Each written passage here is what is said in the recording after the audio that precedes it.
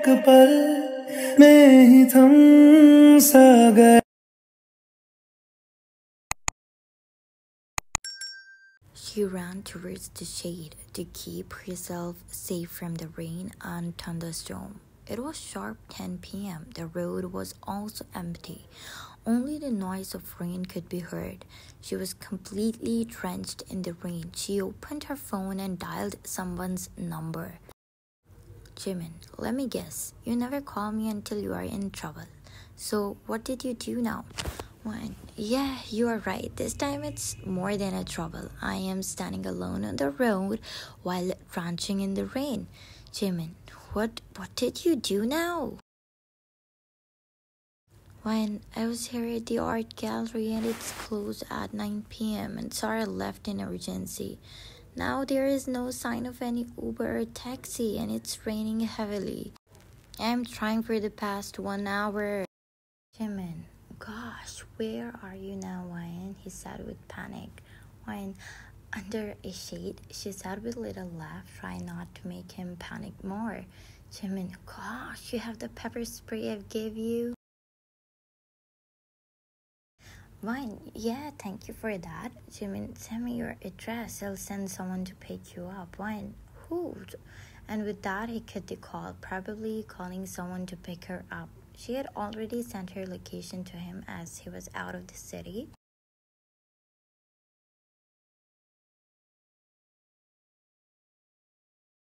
She wrapped her arms around herself and sat on the bench there. She looked around and tried not to think to be the news of tomorrow's newspaper. When, after sharp 3 minutes, a car headlights blinked, making her eyes barely open due to the intensity of the light. A black Mercedes came in her view, which made her gulp. Was the owner of the car. She knew who that car belonged to, so Jimin sent his best friend, more like an ice person. They both are two different personalities. Jungkook, get in the car, Wyan, or do you think I'm gonna come and open the door for you? Wyan came out of her thoughts and walked towards the car and sat inside.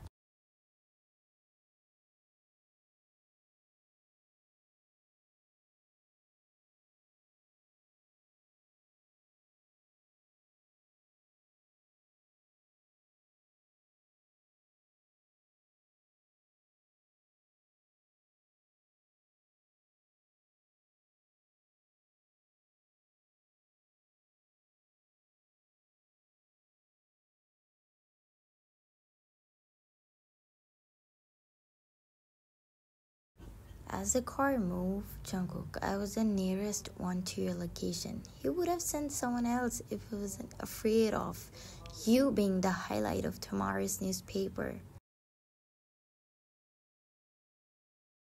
Wyan stiffened her jaw with a tight smile. Wyan, so generous of you.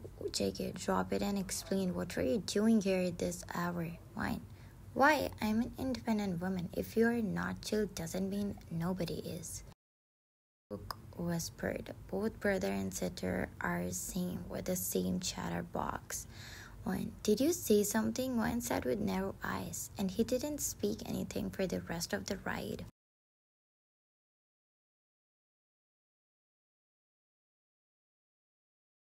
When Bob, what else she expected from him? Stone-hearted. They both don't know what kind of fire was burning between them. The car stopped in front of their home. Yeah, they both lived side by side. Wayne got down from the car and threw his jacket back on his face, his finger tightly fisted around the steering wheel.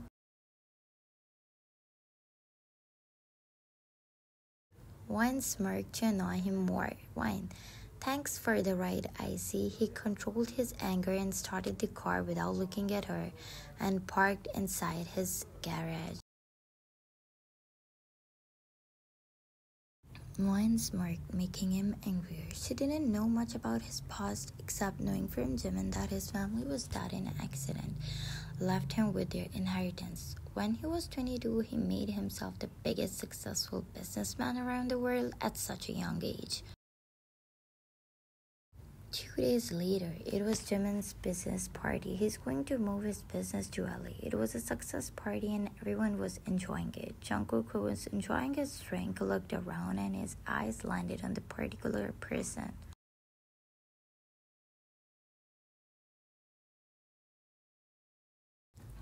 When laughing like always with her two friends, he didn't take his eyes off her until she stopped laughing. Probably she saw him staring at her. She gazed back at him with her fiery eyes and then went back to like her, chatting with her friends. Jimin, I was looking for you. Sorry I was busy. Jungkook, I see. He starts sipping his drink. Jimin, I actually wanted to talk to you something. Jungkook, if you think that I should too move with you, then I'm up. Jimin forced Jungkook to also go with him, but he denied for some reasons. Jimin, haha. No, not now, but eventually you will be in the future, he smirked. But it's not about that. It's Wyan.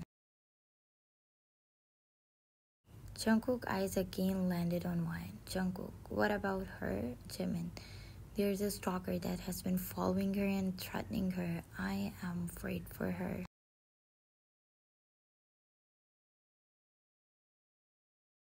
Jungkook, there's no need to worry. She'll be fine unless she doesn't throw herself in trouble.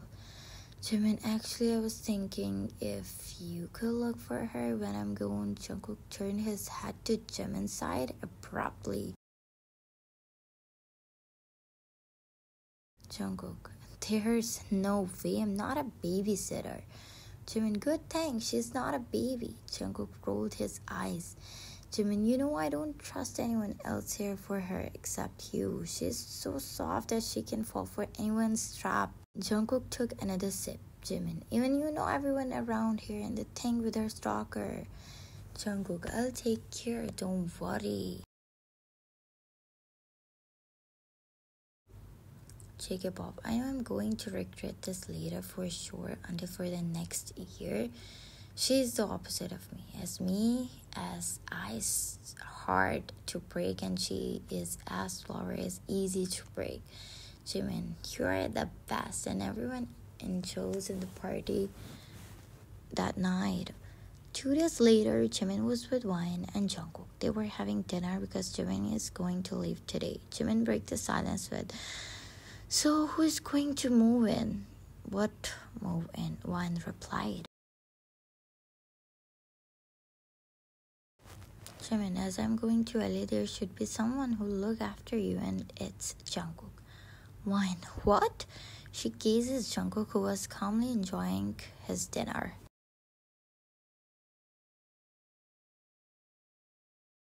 Wyan, I don't need someone to look me. I am grown enough to take care of myself. She was all happy because she was going to be free from Jimin's rules. Jimin, no, as a big brother, it's my duty. Wyan, but I don't need anyone. I'm not a baby. Jimin, so you are not moving in his house. That means Jungkook is going to move in here. Her mouth hung open. Jungkook was the least person she wanted to stay with. Jimin stood up and went in his room to collect some documents.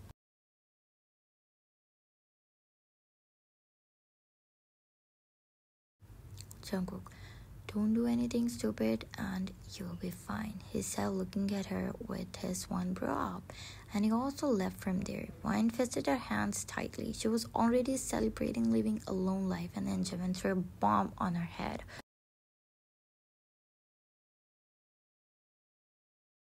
Wyan, you'll regret this decision of yours. Her mind was probably on something. Jimin left that day. Next day, Jungkook moved in. Wyan was on the second floor, and Jungkook took Jimin's room at first floor. The next day at night, Jungkook wasn't home. It's not like I have to tell him everything. Wyan was assuring herself, Wyan, I can take care of myself and I will go to club and then come back after 2 hours. She had already made her mind. She decided to go. She could have called him to tell that she's going out in a club, but she didn't have his number, so She just left anyway. Jungkook, who was on his way from his office, he knew he should look up on Wine as he promised Jimin. He took out his phone and dialed her number. He secretly took Wine's number because he knew he would need her number in any emergency in future.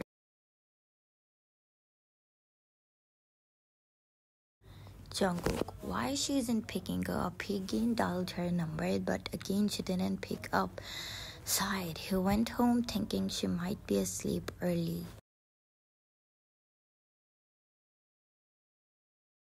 Jungkook entered the home. It was quiet. He didn't want to go upstairs, but he had to see so he could check her up. But she wasn't in the house. He again dialed her number, but she wasn't picking up. He got anxious as of the case with her stalker.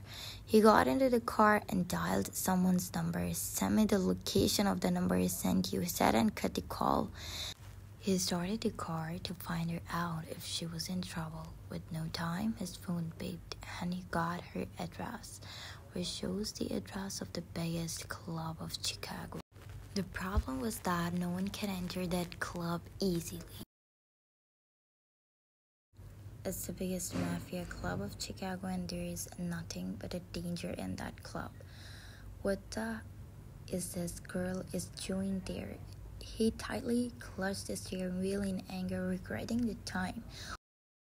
He stopped his car in front of the club and went inside as he had the VIP membership to all these clubs. He went and looked around in the club. There was too much noise. Everyone was busy enjoying. There his eyes landed on Wine.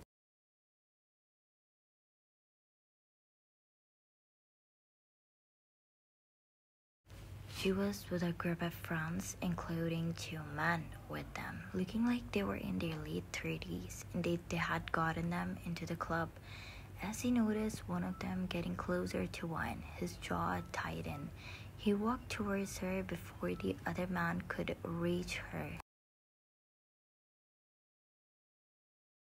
He sneaked his arm around her waist and pulled her closer to him.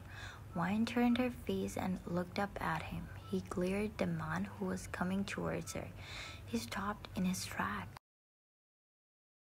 Jungkook, are you done enjoying your party? Wine whispered. What are you doing here? I'm in the middle of party. Mark, hey, who are you? Leave her, he said in loud voice. The one who was walking towards her said to Jungkook.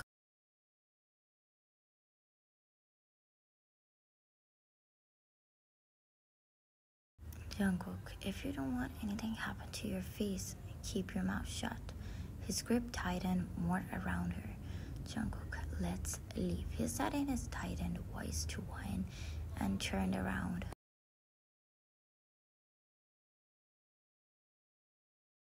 Wine, but Mark came forward and held Wine's hand. She's not going anywhere. Is she your sister? He held Wine's arm.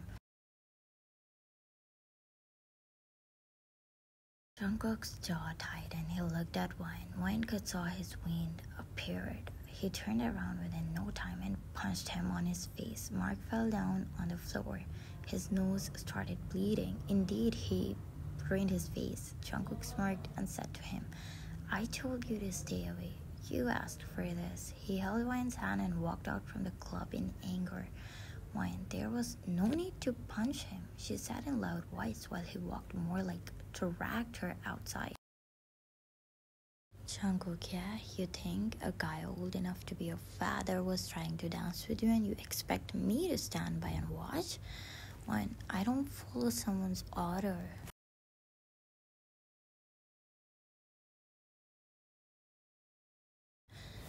Jungkook, Jimin was right. You're not a baby because he has more sense than you. And if you don't want anything worse happen to the men, get in the car.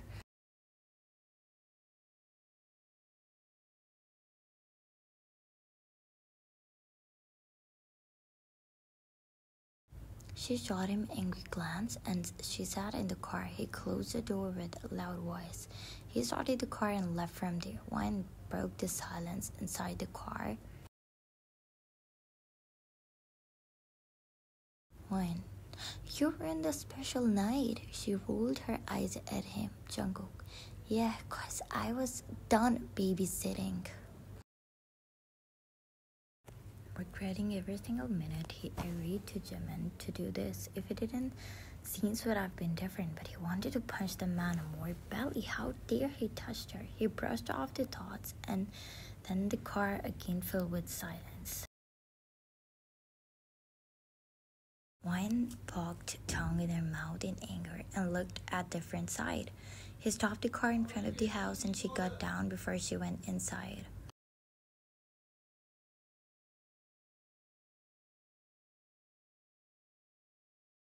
She looked at him. To tease him, she said, "Happy first day of babysitting. Hope you enjoyed it."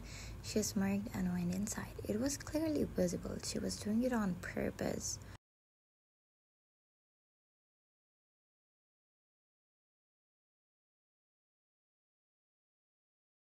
Jungkook got down and went inside behind her, hands in his pocket. Before she could get upstairs, he held her hand and pinned her to the wall. With a smirk,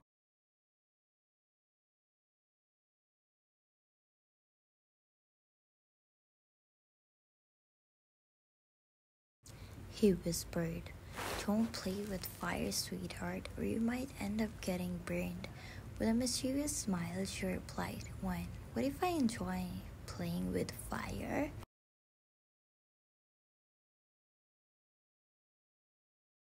They both looked at each other in eyes, her heartbeat racing, looking at him. Why, she doesn't know.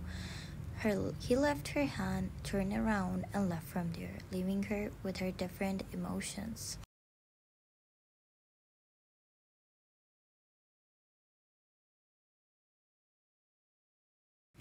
"Let's see how far you can go, Jeon Jungkook." She smirked and went upstairs.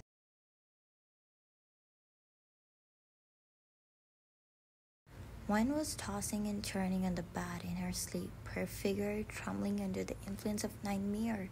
"No, don't come near me. Stop right there," she was murmuring in her sleep.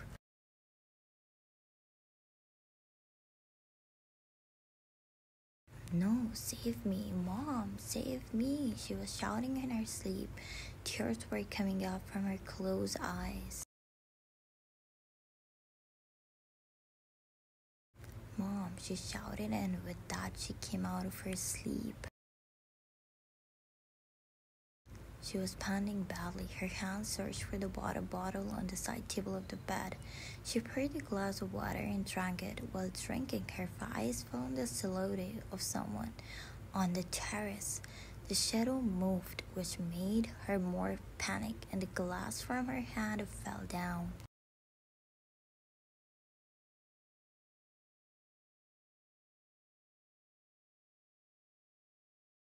"Jungkook," she shouted with as much strength as she had, and in panic she stepped off the bed, hissing as a broken piece of glass pierced her foot. Despite the pain, she dashed towards the door, her voice echoing in the room just as she turned the knob of the door.